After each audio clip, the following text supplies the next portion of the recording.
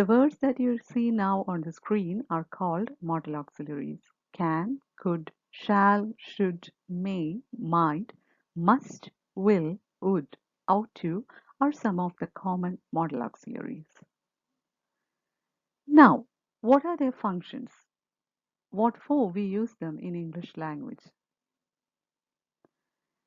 That's what we are going to deal with in detail in this video. Let's start.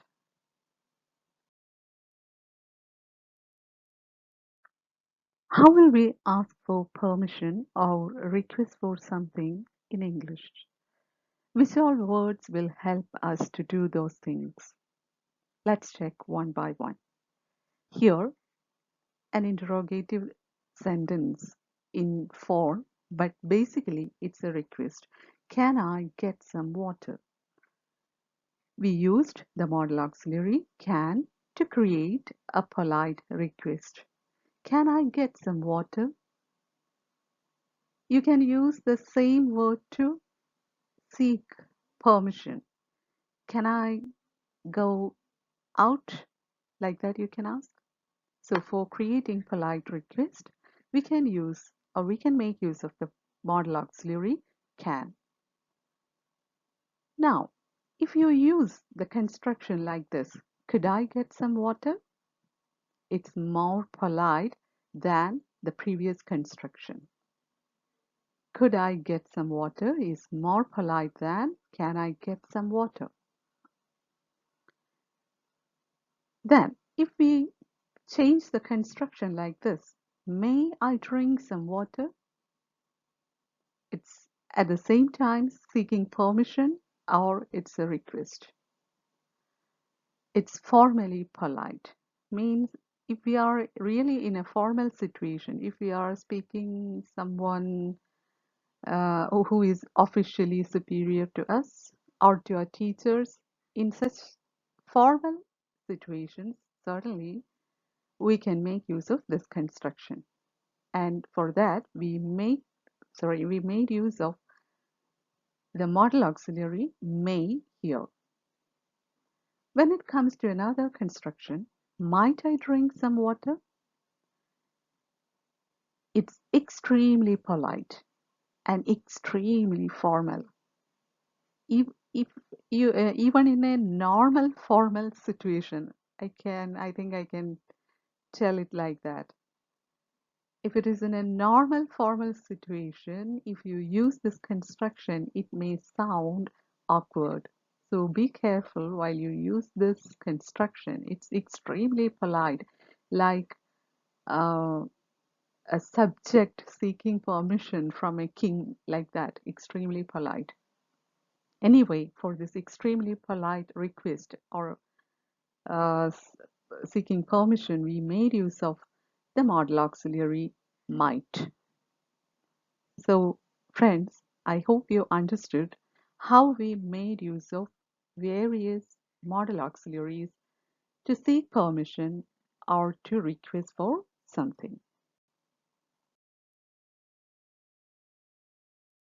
Here we will check how to express possibility or probability using modal auxiliaries. First of all, we need to understand what these words are, possibility and probability. Possibility means something will happen for sure, almost 100% sure. The things will happen only in the future. Future is not in our hand. They can change, but when we express possibilities, in our mind at least, things are likely to happen 100%. But in case of probability, things are not so surety or certainty of happening things is less than possibility. That's the difference between possibility and probability. Let's check one by one how we make use of modal auxiliaries to express possibilities and probabilities. Here in this sentence, it will rain today. When we made use of the modal auxiliary will, we actually expressed certainty, that is possibility. When we express, when we tell, or when we construct the sentence, it will rain today, it means it's almost or it's 100% sure. We might have seen a cloudy atmosphere, dark sky, then we'll make sure that it will rain soon. In such situation, we can construct this kind of an expression using the modal auxiliary will. And when we make use of the modal auxiliary will, the things will happen certainly. That is what we mean. When it comes to this construction, it can rain today. Here we made use of the modal auxiliary can. It is less certain, comparatively less certain than the previous construction. Here in this sentence, both the possibility and probability, elements of possibility and probability are there. It can rain today, but it's not as certain as the previous construction. It will rain today. The possibility or the probability is a little bit less. When it comes to the third construction, it may rain today, to an extent uncertain or comparatively less probable. When we make use of the modal auxiliary may to express possibility or probability, the certainty is lesser than the previous two sentences where we made use of the modal auxiliaries will and can. And when it comes to the next construction, it might rain today, it's almost uncertain. It shows probability. Almost uncertain. There is a least chance of raining. That is what we try to express when we use the modal auxiliary might. So, according to the constructions right from the beginning to the end, you can see that when we make use of each modal auxiliary, the chance of occurring a particular incident comes lesser and lesser. That's how you try to learn this use of modal auxiliaries. Hope you understood. There can be confusion. Use of modal auxiliaries are a bit tricky. We need some time to get confident, to become confident in making use of modal auxiliaries. So please do watch the video again and again until you become comfortable.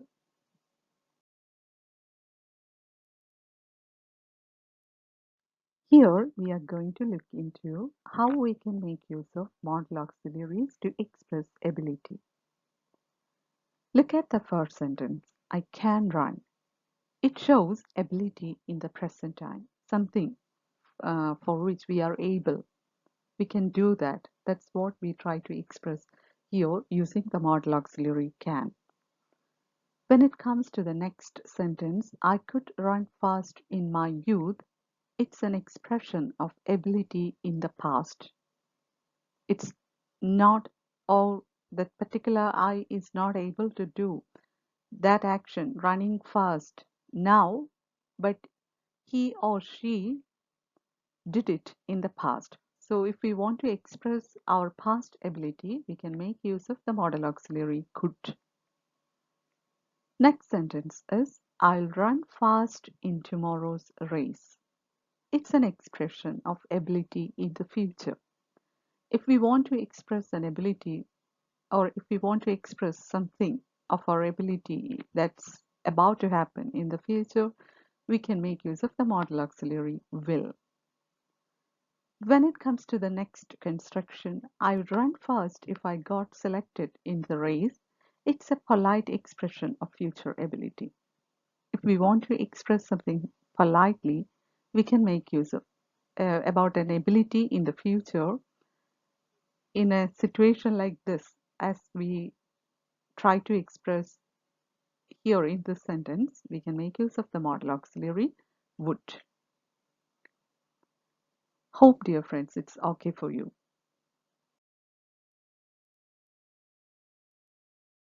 How will we give pieces of advice using modal auxiliaries? Here in this first sentence, you can see a piece of advice. You should study well. It shows something is very important. When we use the modal auxiliary should, it suggests something is very important. When it comes to the next sentence, you ought to take care of your old parents. Ought to is the modal auxiliary there.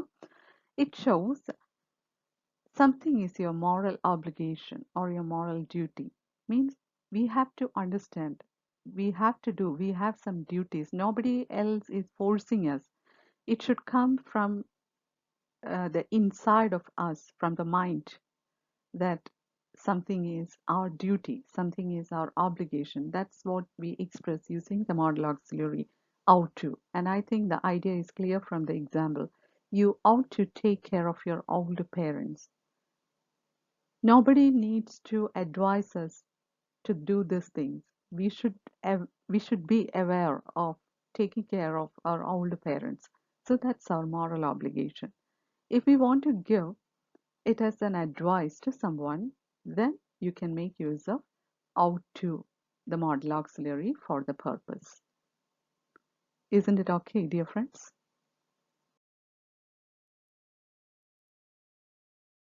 Now we will look into how to express obligation using modal auxiliaries. In the first sentence, I should study well. I got poor marks last time. It shows something is very important. We used the modal auxiliary should here, and it shows something is very important. Something is to be done immediately. That expression, that sense is given by the modal auxiliary should here. In the next sentence, I must study well. I got poor marks last time. Here we used the modal auxiliary must, and it shows strong obligation. It's stronger than. The obligation expressed here is stronger than the previous sentence where we used should. And when it comes to the third sentence, I ought to study well. I have looked after my parents in the future. Here, ought to is the modal auxiliary, and it helps us to show something is our moral duty, our obligation. We discussed it a bit before when we discussed pieces of advice. The expression, the sense of the expression is similar here also. But here we are trying to express our obligations.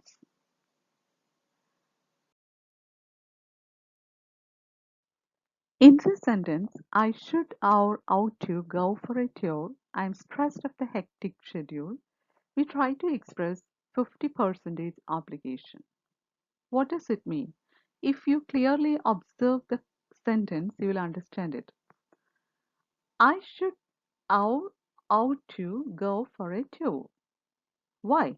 Because I'm stressed of the busy schedule. Nowadays, I'm really busy with my work and it makes me stressed. So I need some relaxation. So I have to go for a tour. But from this sentence, the listener is not clear or we cannot make out if the speaker really goes for a tour. Is it something very necessary? It is not clearly expressed here. So we used the term 50% obligation. For that also we can make use of should and ought to. That's why I mentioned a bit before, use of modal auxiliaries is a bit tricky. We need to be careful. Only with a long time use we'll get acquainted with the uses of modal auxiliaries. But they are very, very useful to express the exact emotion that we need to express. So modal auxiliaries are very, very important in English language. In the next sentence, I need not want to meet him. He's not a righteous person. We try to express lack of obligation. Here, need is the modal auxiliary and we used it in its negative form, need not. I need not want to meet him. When we used need not, we are trying to express lack of obligation, means we need not, we don't want to do anything for some particular reason. So here need and its negative form need not helped helped us to express lack of obligation. Something is not needed. We don't want to do something. We expressed it using the modal auxiliary need and it or its negative form need not.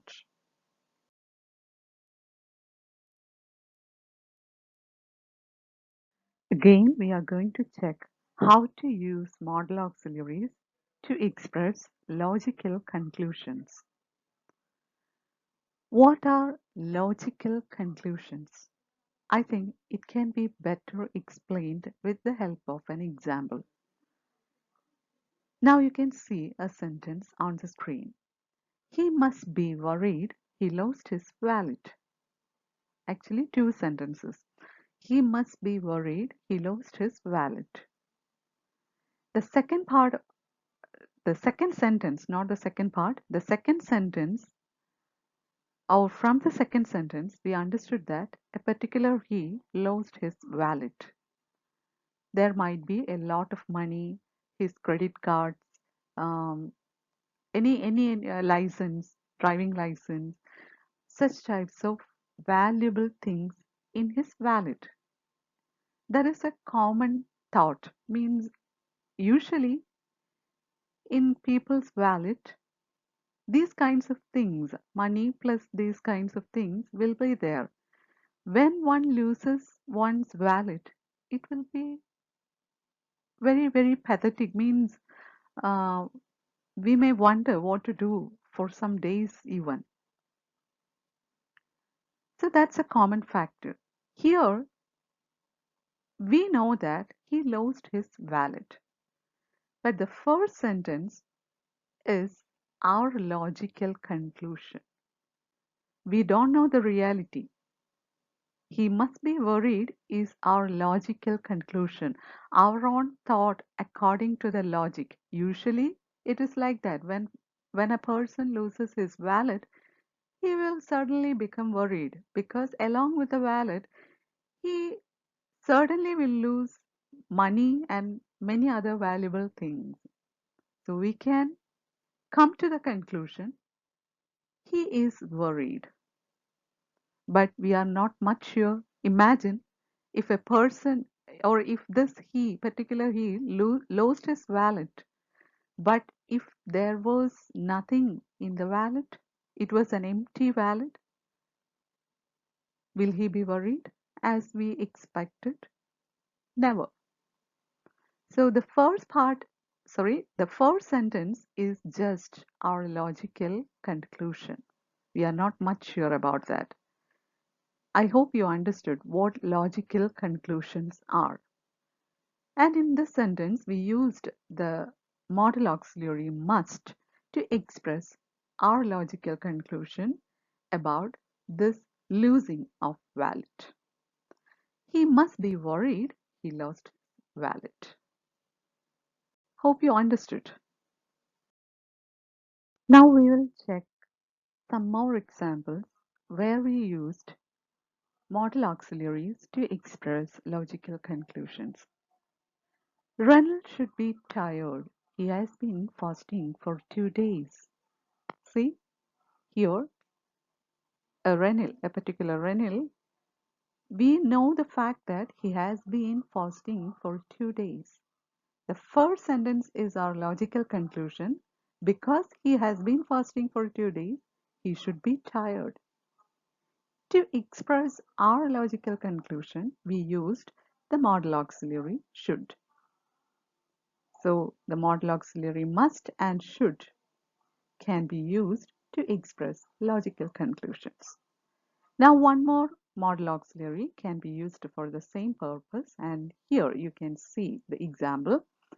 Nero ought to be studying hard. he got poor marks for his previous exam.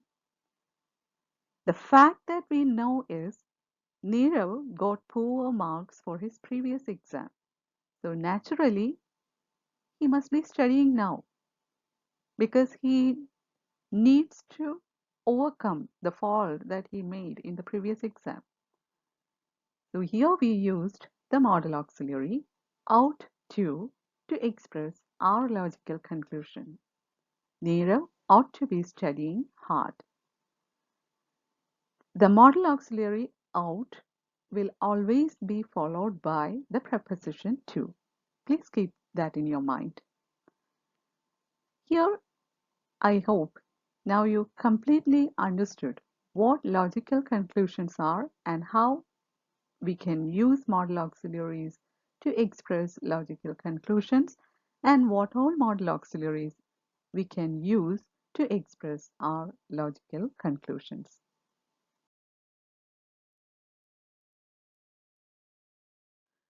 We dealt with a number of modal auxiliaries all through our video and their functions.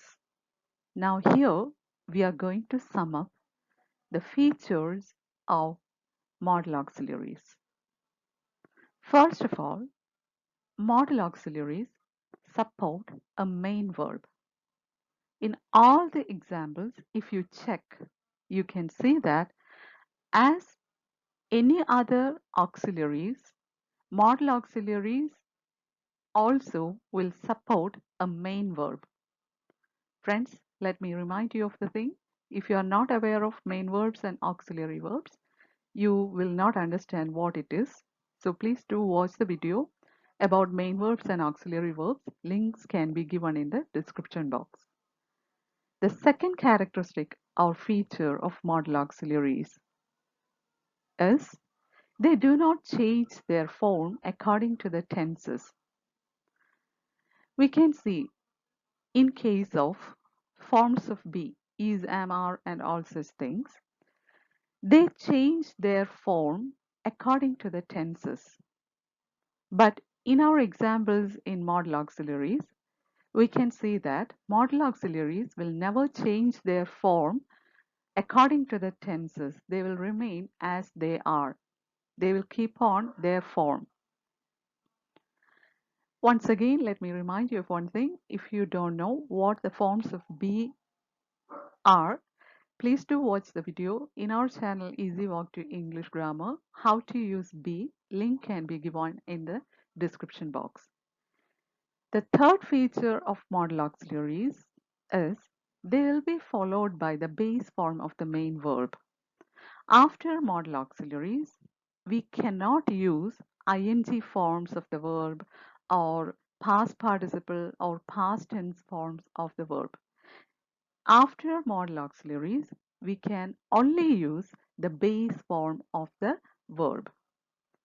If you are confused with what base form is, what past tense is, what past participle is, then please do watch the videos regular and irregular verbs in our channel Easy Walk to English Grammar. Link can be provided in the description box. Now coming to the fourth feature of modal auxiliaries, they help to express different intentions of the speaker. Normally, in any other auxiliaries such as has, have, do, does, did, forms of be, they won't help us to express the intention, the thoughts of the speaker. But modal auxiliaries will give the intention, the tone of the speaker. That's the main purpose of modal auxiliaries or the difference of modal auxiliaries from other group of auxiliaries.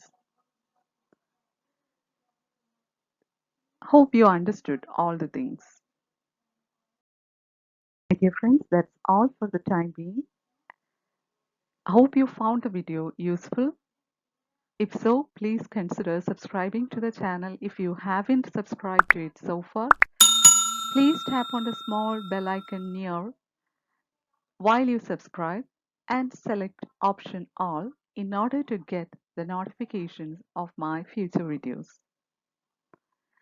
Also, please give the video a thumbs up, a like, and please do share the video with your friends and relatives who are interested in learning English grammar. Give me your valuable suggestions as comments in the comment box below. Please do share your doubts with me through the comment box. Thanks a lot for watching the video. We'll soon meet with another useful video. Until then, take care. Bye for now.